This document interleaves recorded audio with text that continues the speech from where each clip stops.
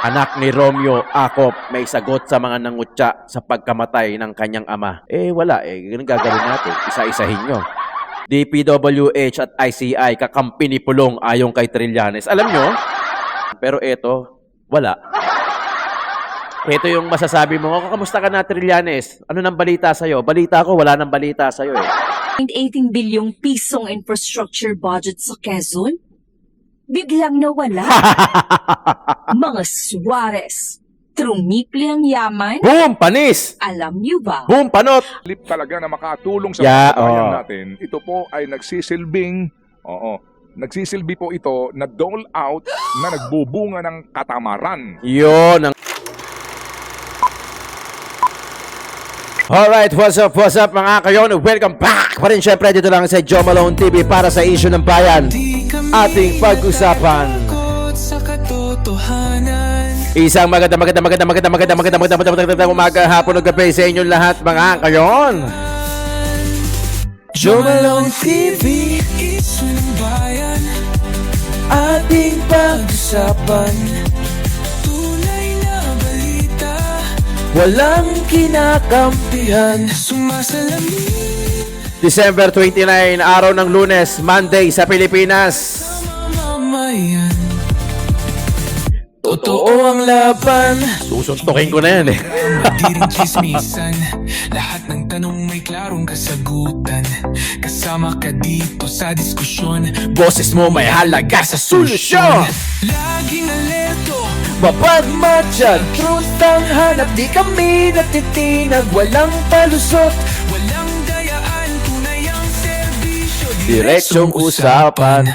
Mega love shoutout sa lahat ng viewers natin ha. Issue ng bayan, ating pag-usapan. Ilatag lang ng natin lahat ng mga issue dito sa Pilipinas. Kinakampihan, sumasalamin sa katotohanan lamang. Para sa Konting kembot na lang, 2026 na. totoo ang laban. Walang kulay, walang kampi. Balita, talakayan, katotohanan. Para sa bayan. Para sa bayan. Oy, for once in a lifetime ha. Maraming salamat sa lahat ng viewers natin, OFW ka man, kung saan man sulok ng mundo, ng Earth, Mars o Jupiter, kahit saan man basta nanonood ka rito sa Joe Malone TV, Issue ng Bayan, maraming salamat sa iyo, pati na rin dito sa Pilipinas, Luzon, Visayas, Mindanao. Lahat ng viewers natin, maraming salamat po. Gumaganda po ng bahagya yung views natin. Thank you thank you so much. Maraming salamat. Yung mga nagko-comment dyan sa baba kung saan man sila nanonood, thank you. Hindi ko kayo maisa-isa pero as much as possible, niya-heart ko yung sumasagot ako. Konting kembot na lang kasi 2026 na. Maraming salamat gaya ng sinabi ko. Paki-double check kung nakasubscribe na kayo. Kung hindi pa naman, paki-subscribe na lang. Paki-click yung bell icon. Maggilahan po tayo pataas. Wala pong bayad ang pag-subscribe. Maraming salamat po kung gagawin nyo po yan. Ha? Masyado mataas tayo. Baba tayo ng onte. Oops, okay. Yan. Maraming salamat sa inyo. Thank you doon sa nag-comment sa akin na ilagay ko na lang daw sa description yung mga iba kong channel para mas madali daw puntahan. Ayun! Nilagay natin sa description. Maraming salamat mga kayon. Paki-subscribe nyo na lang po yung mga nasa description na YouTube channel natin. Suporta at regalo nyo na lang po sa akin yan December 29 bago magpalit ng taon. Maraming salamat po sa inyo. Mahal na mahal kayo ng Joe Malone TV. Suportahan tayo basta Duterte, di ba? Basta Duterte talaga. Makikita mo walang gustong lumamang. Iisa lang yung goal. Mapauwi si Tatay Digong at mapaupo si VP Inday Sara sa 2028 national election. Gawin natin yan. Pucha, nagparehistro talaga ako ngayon 2025 para dyan eh. Sa totoo lang, para kay Isko, para kay VP Inday Sara. Talagang dalawa lang ang kulay ko, asul at saka berde. Wala na mababago dyan kahit opera nila ako ng gaano kalaki, di ba? Eto na lang, okay na ako dito. May views o wala. Basta comfort space ko to eh. Basta makapaglatag ako sa inyo ng balita, makapagkwentuhan tayo dito, malatag natin yung issue, mamulat man natin sila, tanggapin man nila o hindi dahil matigas na ang mukha nila. Well, at least tayo rito bumaboses. Diba? Mga kayon, when Tito Talks, nandyan sa description, isang click na lang yun, dire-recta na kayo doon sa kabilang channel, paki-subscribe na lang. Tito ng ina mo, Tito Jom, Batang Maynila, updates, Solid Duterte updates, ang pagbabalik ni General Sukat at pati na rin yung, ano pa ba? Reportage media natin. Nandiyan na po sa description. Paki-click na lang po. Maraming salamat. Umpisa na natin mga kayon ng pag-reaction. Whoop! Napikon ba? Anak ni Romeo Acop may sagot sa mga nangutya sa pagkamatay ng kanyang ama. Hindi ko na nilagay dito. Pero, wala. Ganun gagawin natin. Isa-isahin nyo. Gaya nga na sinabi ko sa mga previous na reaction natin, madali lang naman magpakabuti. Sa totoo lang, bilang isang public servant, madali naman magpakabuti. Gawin mo yung trabaho mo, magmalasakit ka sa kapwa mo, yun pa lang magmalasakit ka. Huwag na siguro yung magtrabaho kasi madali lang yung trabaho. Pagka 9 to 6 mong ginagawa, araw-araw, linggo-linggo, buwan-buwan, taon-taon, mga kabisado mo yung trabaho mo di ba? Lagi ko ni-explain dito yan. Pero yung malasakit, bihirang-bihira yan kasi makikita sa isang tao, not unless talagang passionate siya o meron siyang compassion, meron siyang adherence sa kapwa niya. Talagang mamahalin yan ng tao. Pero kung ikaw, hindi maganda ang record mo, ang track record mo sa politika, talagang hindi mo maiisa-isa yan, magagalit ang tao. Ano ba naman kayo? Ano ba pinaggagawa nyo dyan kasi? Napakadali maging mabuting tao Magtrabaho ka, gawin mo yung trabaho mo, magmalasakit ka, huwag kang mangurakot, magugustuhan ka. Ganun lang kasimple. Ano ba kailangan nyo? Pera? Sa sobrang kasakiman ninyo, gusto nyo ng maraming pera. Tapos pagka namatayan kayo, magagalit kayo doon sa mga natutuwa. Hindi nyo mapipigil yan. Unless isa-isahin nyo, kasuhan ninyo, yan. Pero kahit kasuhan nyo yan, nasabi na nila yung mga gusto nilang sabihin.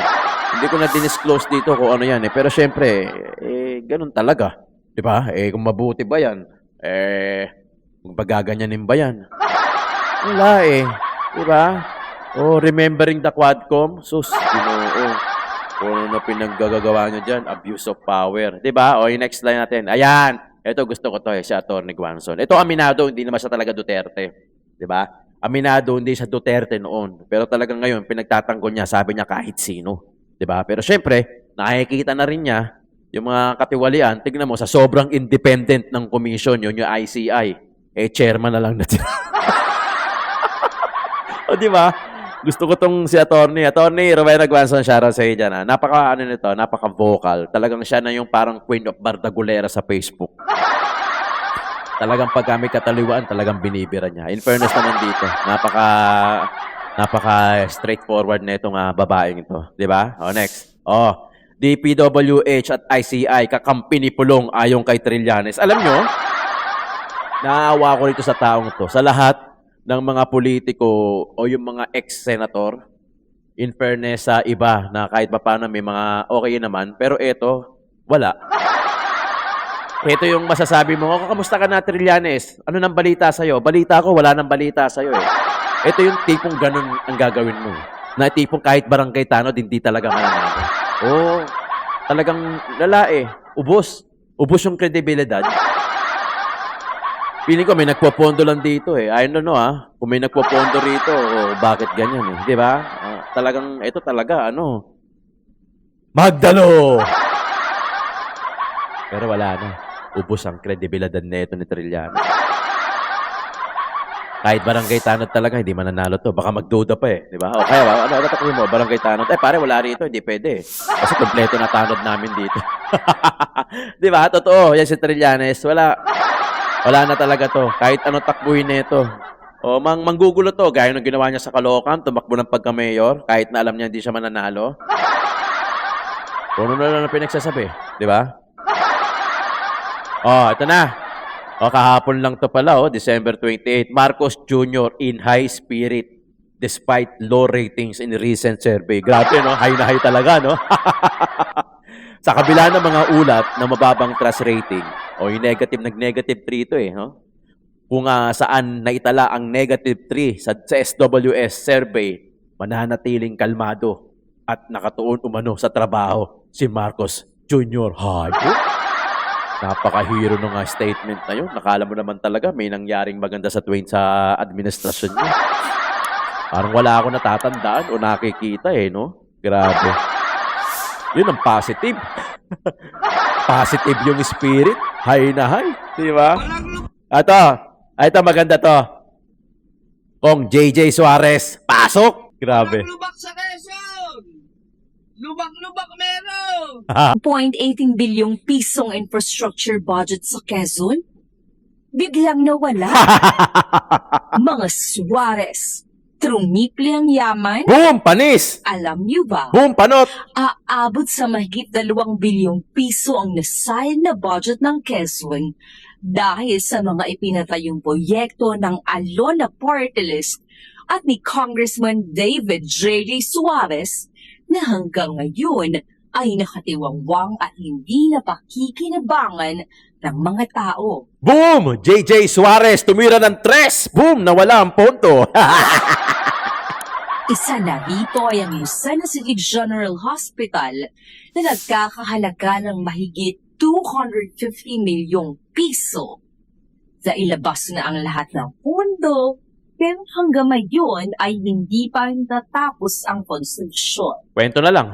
Imbis na ilaan ng pondo sa pagpapaayos ng Quezon Medical Center, pinili ni J.J. Suarez na ipatayo ang Lucena City General Hospital upang kumita mula sa construction project nito. Ang mas malala, hinarang ng kongresista ang itatayo sa ng South Luzon Multi-Special Center sa lungsod. Na proyekto ni Governor Dr. Helen Tan dahil lamang kalaban niya ito sa politika. Ayun lang. Nariyan din ang Quezon Trading Post sa Sariaya na pinondohan ng mahigit 100 milyong piso. Ipinatayo sa liblib na lugar malayo sa mga tao. Ang resulta, hindi tinangkit ng mga residente at naging venue na lamang ng distribusyon ng ayuda. Malayo Samantala, narito ang ilan pa sa mga nakatiwangwang na proyekto ng mga Suarez. Nako po, totoo ba to? Ang Lion Center sa Barangay Tumbagawan sa Sariaya na pinondohan ng 20 milyong piso. Ang citrus processing plant na nagkakahalaga ng 50 milyong piso. General Luna Public Market na ginastusan ng 150 milyong piso. Ang Library and Resource Training Center sa Unisa na may pondong 15 milyong piso. Ang Fish Processing Center Lucena na nagkakahalaga Dami, ng 100 milyong piso. Ang Meat Processing Center sa Sariaya na pinondohan ng 20 milyong piso. Ang 50 milyong pisong Handicraft Manufacturing Center sa Barangay Walay Padre, Burgos. 10 milyong pisong Root Crops Processing Center sa Barangay Kawayan 1, San Francisco. 10 milyong pisong Grabe, dami naman. Arrowroot Processing Center sa Barangay San Isidro, Mulanal. 15 milyong pisong ube processing center sa Barangay Poblacion, San Andres. 13.5 milyong pisong training center sa Barangay Canlit, Buena Vista. 5 milyong pisong barangay hall sa San Jose, Chaong. 75 milyong pisong San Jose, San Isidro Boundary Bridge sa Chaong. At ang 12 milyong pisong Suman Salidia Processing Center sa Barangay Sintorisan, San Antonio. Grabe, ang dami. Kung susuman, aabot sa mahigit 1 bilyong piso ang nasayang na pondo ng lalawigan dahil sa mga proyektong ipinatayo ng Anona at ni J.J. Suarez na hanggang ngayon ay hindi pa rin nagagamit ng mga tao. Itinayo hindi upang mapakinabangan ng mamamayan, kundi upang mailabas ang pondo sa konstruksyon na pinagkukunan ng daan-daang Yan. milyong kita. Pero alam niyo ba, hindi lang ito ang kinukurakit ng mag-asawang Suarez. maging ang 1.3 bilyong road repair budget ng Quezon na nakalaan sana sa pagpapaayos ng mga lubak sa mga kalsada na sakop ng National Highway sa barangay ng Cois Canlao at Timonan, Gumaka, Tayabas at Mauban ay inilipat ng Kongreso patungo sa ayuda. Ito ang dahilan kung bakit lumaki ang pondo ng tanggapan ni J.J. Suarez at Alona para sa ayuda ngayong 2025 patungong mahigit 800 milyong piso. Grabe. Pero imbis na guminhawa ang buhay ng mga tao, mas lalong dumami ang naghihirap at walang trabaho sa ikalawang distrito. Yun lang. Dahil ang budget sa ayuda, hindi napunta sa mga residente, hindi sa bulsa ng mga Suarez at kanilang mga leader. Ito ang dahilan kung bakit naging tricky ang yaman ni JJ at Ana Suarez patungong mahigit 2 bilyong piso. Batay sa kanilang Sarap. Statement of Assets, Liabilities and Net Worth o SALN na inilabas ng Office of the Ombudsman ngayong 2025. Imbis na palawakin ng mga serbisyo, pinagsasama ni J.J. Suarez at ng Alona Parteles ang kanilang mga proyekto upang makatipid at maibulsa ang bilyong-bilyong pondo na dapat ay nakanaan para sa mga tao. Pucha, grabe. Ano bang gagawin nyo sa pera? O mga taga Quezon, paki-comment nga dyan sa baba. Kasi nakita ko lang to sa Facebook dahil naghahanap ako ng i-report ko sa inyo. Nakita ko sa mga taga Quezon, paki-comment dyan sa baba. Yung mga proyekto na ito ni J.J. Suarez, ito ni Kong. Grabe, ang titindi nyo sa House of Representative, no? Ang titindi nyo sa camera, no? Hindi ko malaman kung anong gagawin nyo sa pera. Ano ba lifestyle nito? Lifestyle check na nga dyan. Alam mo, budget ko sa isang araw, 1,000 sama pagkain. Kasi yung 500 tanghalian, 500 hapunan. Yung matitira doon, merienda, tubig, mga ganun. Mga 1,000, kulang-kulang. Ganun ang budget ko sa akin. Kasi pagka bibili ka ng baboy, 300 plus na kaagad. Liempo, 370 na kaagad. Kung isisinigang mo yun, magkano pa yung gulay, magkano pa matitira. Kung may matira man, pang merienda na yung sa buong maghapon. Yun ang budget ko. Ito kaya, magkano kaya mga budget na ito, mga buhaka ng ilan to? Di ba? Sobrang ganid nyo naman sa pera. Kung totoo man yan. Totoo yung Totoo yung mga korap na politiko ha. There's no sense of lying Pagka sasabihin natin, hindi naman totoo yan. Pucha. Wala naman maniniwala na gano'n. Alam naman natin yun. Di ba? Ito mga to, ang hilig kasi sa due process Di ba? Ang hilig sa imbestiga. Wala naman kayo sa Hindi natin imbestigahan natin yan. Ang kasama na, kinasuhan na. Hintayin natin yung ombudsman na mangyari.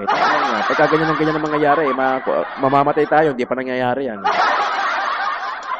Ilang beses na kayo nangangako na may makukulong. May makukulong. Hanggang ngayon, wala naman nakulong. Tatisimo. Yung bride, nakita na. Pero yung ghost project, missing in action pa rin. Alam niyo yon? Yung, yung bride. Diba? Yung bride, yung nawawala. Diba? Hinahanap nung fiancé niya, yung ikakasal na. Netong December lang. Nakita na po. Sa Ilocos nakita. Susundin na ng QCPD. Pero yung ghost project ngayon, hindi pa rin na nakikita. Diba? Dahil ayaw magpakita. Diba? Ang daming uto-uto na tao na akala nila maganda pa rin yung nangyayari. Hindi totoo. Real talk tayo rito. Real talk. Mahirap Ang hirap magsinungaling. Mahirap makipag-grabbing elbows. Hindi naman yun ako kayang bayaran Diba? Ako kasi okay na ako. Kung ano yung pumapasok na pera sa akin dito sa YouTube, okay na ako. Meron o wala, okay na. Basta ang gusto ko lang, meron lang akong savings, kahit onte. Totoo yung sinabi ko, walang hypocrisy doon pag sinabi kong ayokong yumaman. Totoo yun. Grateful ako sa araw-araw ko ano man yung nare-receive ko galing sa itaas. Imulat ko lang yung mata ko, kinabukasan, pagising ko, okay na ako doon. May savings lang ako na onte na kahit umabsent ako dito sa harapan ninyo, hindi ako maghihinayang na naku, umabsent ako, sayang yung views. Okay na ako doon. Okay na ako na pagka gusto kumain ng anak ko, nagyaya sa Jollibee, sa Mang Inasal, so Shakey's, sa Kenny Rogers, meron akong pantrit sa kanila. Okay na ako dun. Kasi kaya ko naman trabahuhin araw-araw yan. Kaya nga give us our daily bread. Hindi naman sinabing, oh, Lord, bigyan mo naman ako ng blessing next month, next year. Wala namang ganun.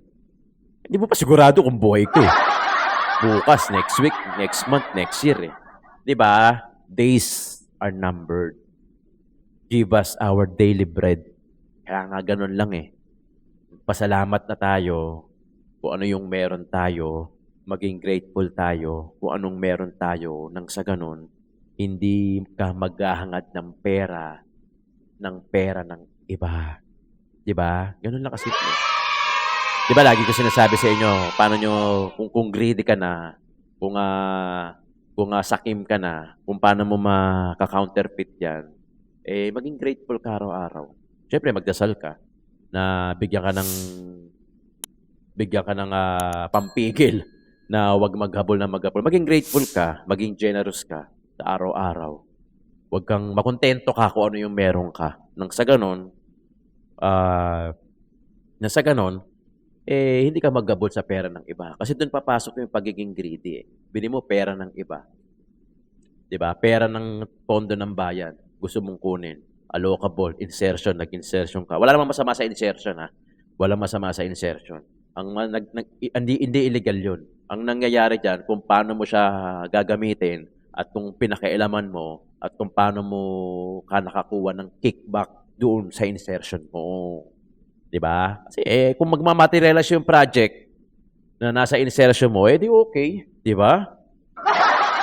Pero kung pinakailaman mo, tapos kumuha ka ng kickback, pinasok mo sa DPWH, kumuha ka ng kickback, tapos binigyan mo ng kickback din yung mga iba, anong gagawin mo dyan? Diba? Bibili ka ng bahay sa ibang bansa para pagka nakandeleche-leche, makakatakbo kayo, makaka-escape po kayo sa ibang bansa. Diba? Kong JJ, ha? Pakicomment dyan, mga taga-Quezon. Pakicomment nga dyan sa baba. Kong JJ Suarez. Paging. Is this true? Grabe. Pasok, Manong Ted. Kahapon na pag-usapan natin yung akap. Ano po? Na sinasabi po naman talaga dahil sa noong paman ho sinasabi, noong paman ho, wala yan sa plano, wala yan sa NEP, wala sa lahat yan. Wala po sa deliberasyon yan ng both houses. Biglang isiningit yung akap na yan doon lang sa BICAM at yung nga po nangyari.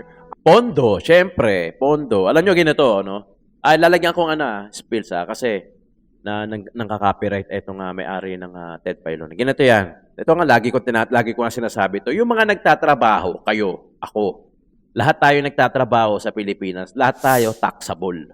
Lahat tayo pinapatawan ng tax. 'Di ba? Pero yung mga walang trabaho, sila pa yung laging pasok sa program ng MAIP, NAIC, TUPAD, 4Ps. Ba't hindi sila magbanat ng boto? Tapos tayo naghihirap ng 8 to 5, 9 to 6, 7 to 4, may overtime, holiday papasok. Okay naman, double pay naman yun. Pero kahit na, kahit ako, hindi ako magpapa-double pay, papapasukin mo ako ng December 25 leche, di ba? Absent na lang ako, di ba? O kaya single pay na lang, total, ano naman yun di ba? Biri mo, tatrabaho ka, naghihirap ka ng 8 to 5, 7 to 4, 96, kung ano man yung oras nyo, tapos kayo may income, may tax kayong binabayaran buwan-buwan. Samantalang, etong mga walang trabaho, wala na silang tax, may pasok pa sila sa mga program na ayuda ng gobyerno. Ang laki po ng questionable disbursement, halos 1 bilyong piso. Ngayon, meron po naman din sa AIC. Sinasabi po, may mga AKAP recipients na doble-doble po tumanggap din ng AIC. At mamaya po, babasahin natin yung sinasabi ng COA na itong mga paayudang ito, Patay! sa halip talaga na makatulong sa mga kabayan natin, ito po ay nagsisilbi po ito na dole out na nagbubunga ng katamaran. Yun ang sinasabi ko. Di ba? Kung ako rin tatanungin halimbawa, pasok ako sa program. Halimbawa, pasok ako sa program ng MAIP, NAIC, etc. Tupad na yan. Hindi na ako magtatrabaho. Hintayin ko lang yung schedule. Ano, magwawalis na ba tayo? Wawalisin na ba natin yung isang dahon? Hihintayin ko na lang yun, tas buwan-buwan, tas ko may payout. Ay, pucha, grabe. Hintayin ko na lang yun. Kahit ako, di ako magtatrabaho. Di ba? Nagiging, siya eh. Siyempre, wala namang pakialam yung gobyerno dyan. Kung tamarin ka, tamad ka, wala namang basta sila. May release nila yung payout. May release nila yung pera, di ba? Tapos, kickback na lang sila sa iyo. Imbis na 5,000 na makukuha mo 1,000, sa kanila yung 4,000. Halimbawa lang, ha?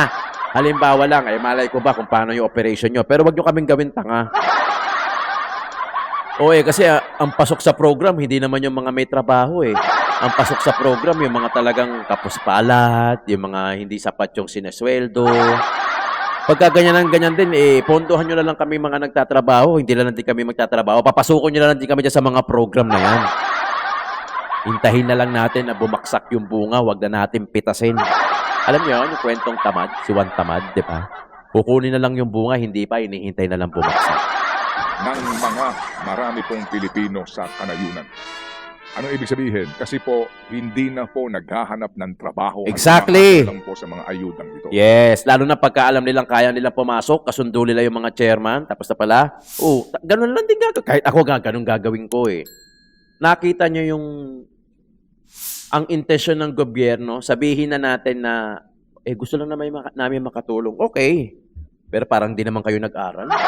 Parang di naman dumaan sa mga study yan. O talagang, lang yan, way lang yan para ma-release yung pera. Gusto nyo tumulong imbis na nakakatulong kayo, hindi nga, natutulungan nyo pa yung tamad na maging tamad lalo. Imbis na tamad lang, lalong naging super tamad dahil sa ginagawa ninyo. Biruin nyo, may ayuda pa. Tapos yung mga nagtatrabaho, kakarampot.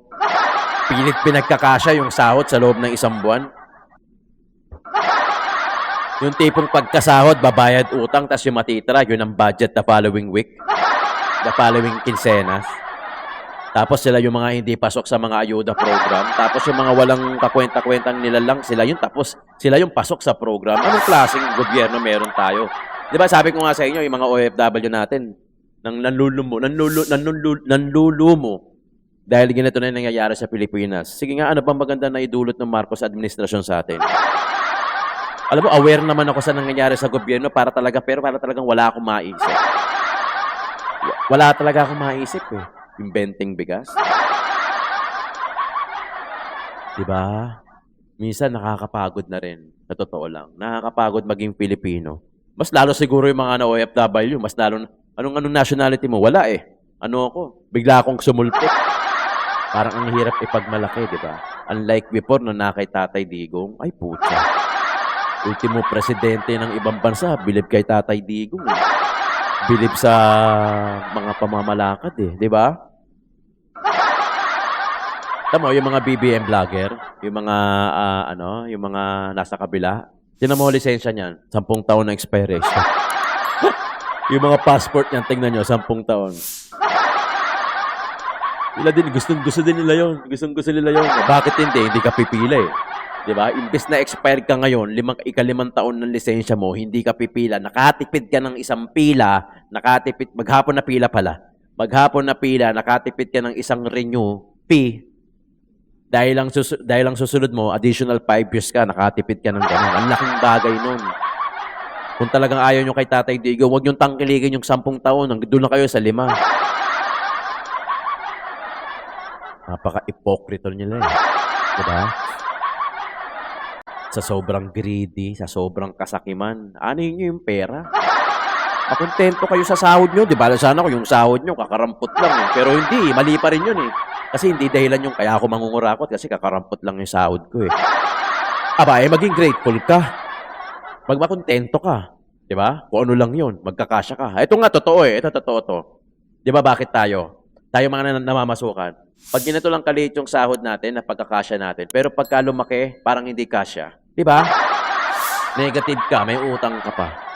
Tapos tatanungin mo yung sarili mo, bakit noon? Nung 15,000 lang ang sahod ko, na pagkakasya ko naman, sakto lang. Ngayon, 30,000 isahod ko, kasya lang din. Kasi syempre, hindi ka na kontento. Diba? Siguro yung lifestyle mo, dati sa karinderya ka lang kumakain, ngayon, sa Jollibee ka na kumakain. Dati, hilig mo lang, Android lang. Ngayon, gusto mo latest Apple. Di ba? Hindi, wala akong against sa ganun ha. Eh ano naman, kung bumili kayo, di ba, wala namang problema.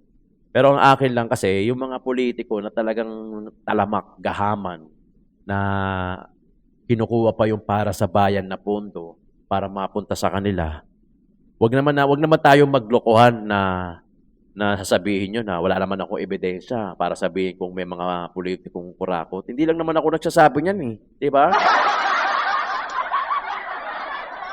Para nyo naman kaming ginagawang bata, para nyo naman kaming ginagago, para nyo naman kaming ginagawang tanga. Siyempre, alam namin na meron talaga mga politiko. Anong sabi ni Tatay Digong? Hindi mawawala yung korupsyon. Parang hahanap ka lang ng less evil ngayon. Eh. Sa totoo lang. Oh, by the way lahat tayo sinners. 'Di ba? Lahat tayo sinners. The only way para makakuha natin yung salvation, i-follow natin si Jesus kasi Jesus is the way, the truth, and the life. Ano naman sa Ephesians Ephesians chapter 2, verse 8-9. 'Di ba yung salvation is a free gift from God? 'Di ba? Earn through faith. Hindi siya na-earn through social works o yung mga good works.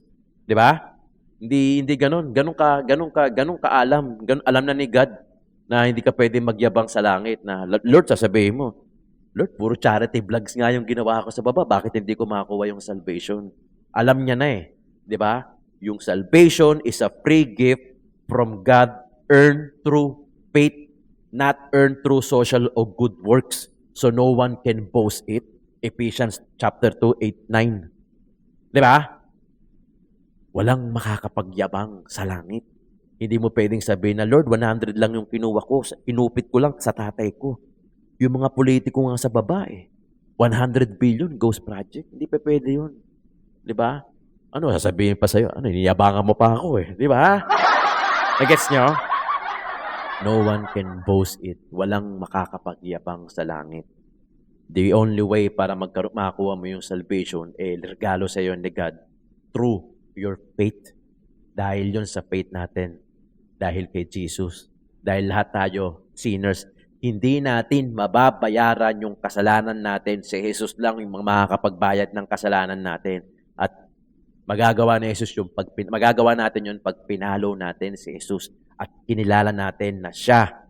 Sinurrender natin yung buhay natin at kilala natin na siya lang ang makakapagligtas sa atin. Maraming salamat, Joe Malone TV, Issue ng Bayan, ating pag-usapan.